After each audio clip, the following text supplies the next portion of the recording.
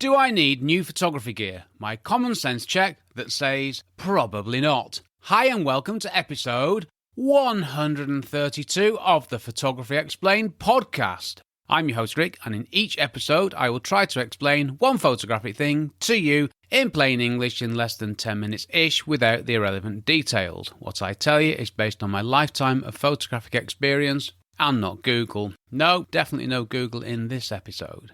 Here is the answery bit. You might want to get some shiny new photography gear, but do you actually need it? Pretty much every time I find myself looking for new photography gear, when I stop and ask myself if I really need it, the answer is no. I only get new photography gear if it will help me take photos that I cannot take with my help me take photos that I cannot take with my existing gear, which I couldn't say the first time, or help me take better photos, or help me doing something new, or help me by saving me time. And the other thing is if I've just broken something or something needs replacing that is life expired. Okay, well that's the disappointing, dull reality. If you're looking for some shiny new gear, you probably don't need it. I know, it's awful, isn't it? Let me explain. Well, that was the answer. I'm going straight into the talky bit. Been a bit talky this week, which is nice. And no, it won't be as long as last week's epic. So, I know photography gear is great, and I used to spend all my time looking at gear, finding new things to buy, comparing stuff, reading reviews, finding the best deals. I loved it. It was like a thing to me. Get the best gear and I'll be the best photographer. Of course I will. Well, what's the reality? Well, that was then, and this is now. Now I use a Canon 6D. I use a Canon 17-40mm lens. I bought the Canon 6D in about 2016, when my Canon 5D had a moment and fell over. And the lens I bought before then, because I was using that on my Canon 5D. I've got a Manfrotto tripod with a geared head, which I bought, about 5 years ago. And it all goes into a Peak Design everyday backpack that I bought about 5 years ago. Seems like I spent a lot of money about 5 years ago, doesn't it? So when did I last buy any gear? Well, the last gear I bought, that was a Gorilla Joby pod. The last gear that I bought was the Joby Gorilla pod, which I'm using now to record me recording this episode. I bought that last year as I needed a small tripod to put on my phone so I could record a course I was creating. So there was a need, so that's fine. And before that, new memory cards. See, I replace my memory cards every couple of years to make sure I've got relatively new memory cards. These are, after all, the critical bit of kit, the thing that records the photos and the thing that I use to get the photos onto my PC. So they're quite important, and even though I look after them very, very carefully, they are a consumable, if you like, so they don't last forever. So every couple of years I will replace the older ones. So that was the last thing I got. And before that, it was larger external hard drives as mine were getting full. I've talked before about my hard drive filling up, which is horrendous. And before that, I've no idea, to be honest with you. It was probably the Canon 6D. See, these days I've got less gear than I've ever had. I really don't have much gear. And I've been a fan of the 12-month rule for a few years now. So what is the 12-month rule? It's dead simple. If I haven't used something in 12 months, I get rid of it. Normally by selling it on eBay. Now I reckon if I haven't used something in 12 months, I really don't need it. And do you know what? I have never regretted selling gear that I bought but did not use. Because if I hadn't used it in 12 months, I probably didn't need it in the first place.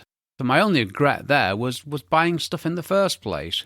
But this does raise a question. I've still got gear in a box in my garage that I don't use. So the 12-month rule, it should be more like the 36-month rule. There's stuff still there that I probably need to have another go through and just sell it or bin it, because the older stuff gets in photography, the less value it has. So that's a job for me. Maybe I'll do a future episode where I report on what I found in my garage and what I've done with it. Complete digression, I have kept all the CDs from the versions of Lightroom that I got starting with Lightroom 1.0. Well, I'm not going to bin them, am I? So yes, I bought lots of gear that I didn't need. I've been guilty of that over and over and over. And if that's you, think about this. Why does this really matter? Well, I'll tell you why. Photography is about creating new photos. Photography, the word means drawing with light. It doesn't mean shopping on eBay. It doesn't mean reading endless camera reviews for a matter of months and then buying the best, shiniest camera that you can possibly find. Photography is about creating photos. Sure, you need gear, but that's not what photography is all about. You need to think of photography gear as tools. It's equipment that you use to get a job done. Now, I don't know what you do for a living, what your day job is if you are working, but would you buy tools that you didn't need? Would you buy things for your work if you didn't need them? I mean, that's what buying photography gear you don't need is really, isn't it? No different. And I know buying gear is fun and we all love to do it. I still love to do it. I just have to stop myself. All I want to get over to here is that gear is not the thing. It's the taking of the photos. So getting back to what I said at the beginning, I have criteria that I apply to make sure that any gear that I buy, I really need. Yes, I do actually think about this. It's a bit sad, really, isn't it? So the first thing was, help me take photos that I cannot take with my existing gear. Well, this could be, a wider angle lens, for example. I can't make my 17-40 any wider than it is. I mean, sure, I can move back a bit, but if that doesn't work, and if there's a continuing need for a wider angle lens, then fine, I'll go and get one. Whatever it would be. Yeah, it'd probably be the 14mm, to be honest with you. So the second criteria, help me to take better photos. An example here would be, I don't know, a higher quality lens. If you've got a kit lens, you buy a higher quality lens and you'll be able to take better quality photos. This is what I did. I needed a higher quality lens to improve the quality of the photos I took, so I upgraded from my kit lens to my Canon 17-40mm lens. That was a long time ago, as I've already said. But that lens, which is a great lens I have to say, it works perfectly for me. It's just what I needed. And now I've got that lens, I don't need another one. That's why I haven't bought another lens since, because I don't need one. I mean, I could have bought the Canon 16-35 f2.8L. Lovely lens, but first off, that extra millimetre, not really worth the investment. And secondly, f2.8, yeah, it's a faster lens, but I don't need it. So it's all about need for me, not want. So I don't need another lens. Yes, if somebody said to me, have a 17mm tilt shift lens, hint, hint, Canon, I wouldn't say no. Next thing, help me to do something new. Something new. Now, a few years ago, I had the need to blur some water for a shoot, so I bought an ND filter. Now, that makes me think I probably need to talk about ND filters, because it's one of the few filters that I use. In fact, there's only two that I use. So what I'm going to do is I'm going to come on to this in a future episode. But what I will tell you here is with the filter I bought, I could use a super long shutter speed in daylight, which is amazing. Imagine you take an exposure in daylight and then you put a filter on that stops down the exposure by 10 stops. Just work that one out for yourself. It's an incredible thing, and it's a really weird thing to do, to be able to... It's like you're shooting at night, but in daylight with the shutter speeds. It's brilliant.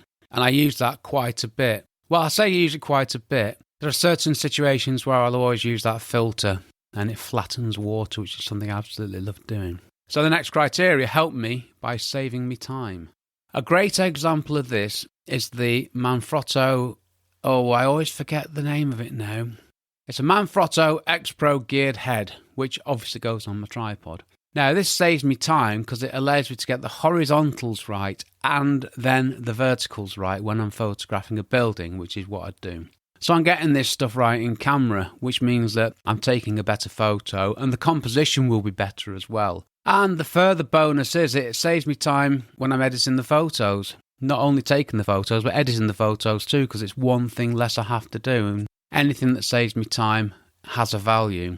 Okay, so if I've just broken something or something needs replacing, yeah, I break stuff. And if I do, it proves I need it because I'm only going to break stuff that I use, aren't I? So fair play. If I break something, I'll replace it. And let's not forget, stuff wear out over time, especially if it's used a lot. Gear doesn't last forever, if only it did. And that is me and gear, really. So get gear that will help you take better photos, which is fine. But don't obsess about gear like I did. Unless you want to, that is. If photography for you is all about the gear, nothing wrong with that, entirely up to you. But you need to be aware that just spending all your time buying more gear and looking at more gear and comparing gear, that's not going to improve your photography anywhere near as much as getting out taking photos and practicing photography will. See, would you rather spend time looking at gear and browsing around the internet, or would you rather spend that time studying composition, learning about composition, going out taking photos? It's obviously up to you, but I know what I'd rather do, and it's not buying gear. No, I've been there and done that. Having said that, just because I've been there and done that, why should I deprive you? Up to you. Just know what you're missing out on. Right, let's move on. What do I do? Well, I think I've told you that. I don't buy gear unless I really need it. That's what I do. Simple. Next episode, Photography Explained podcast episode 133. 5 more excellent, actionable tips to keep your photography developing in 2022. Yes, I'm adding to the 10 things I told you about in episode 110, and I'll talk about some of those a bit more as well. I mean, there's always more to say about stuff, and that was probably in January or February, that episode. So in the 4, 5, 6 months since then, I'm sure I've got lots more to say. So looking forward to that one. Right, if you have a photography question you would like me to answer in plain English in less than 10 minutes-ish without the irrelevant details, just head over to photographyexplainedpodcast.com/start. Not only can you ask me a question there, it's a great place to go to find out more about me and my podcast, and you can also find ways that you can help me, which would be splendid. I'd love to hear from you. Even if you just want to say hi, I'll say hi back. This episode was powered by, wait for it, a strawberry and banana smoothie. Yep, fruit in milk. How utterly healthy. And there is a cheese sandwich waiting for me, lovingly prepared by Mrs. M, which I will devour right after recording this episode, sat here in my homemade, acoustically cushioned recording emporium. I've been Rick McAvoy. Thanks again very much for listening to my small but perfectly formed podcast, it says here, and for giving me 10-ish minutes of your valuable time, and not the 20-odd minutes of last week's, which was ridiculous. Get in touch with your questions. I look forward to hearing from you. Take care, stay safe. Cheers from me, Rick.